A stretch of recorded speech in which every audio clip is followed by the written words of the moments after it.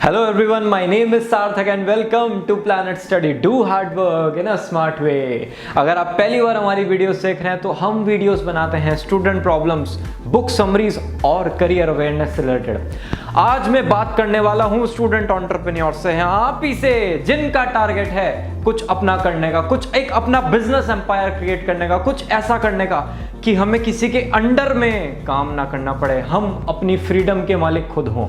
आप ही से बात करने वाला हूं।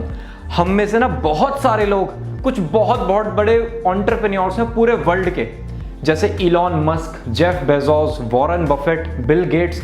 इनको बड़ा फॉलो करते हैं, इनकी स्पीच बड़े ध्यान से सुनते हैं, राइट। लेकिन कुछ ऐसे लोग हैं जिन्होंने इनके बारे में थोड़ी बातें गलत बताई हैं। मैं ये चाह रहा हूं आपको ओरिजिनलिटी पता चले, मतलब इनका ये तो पता है हमें कि हम ये कौन सी कार चलाते हैं, बिल गेट्स का घर कितना बड़ा है, ये सब चीजें हमें पता है। लेकिन एक जो एंटरप्रेन्योर का स्ट्रगल होता है ना, जैसे उसने अपने बिजनेस को बनाया, वो कभी किसी ने बताया ही नहीं।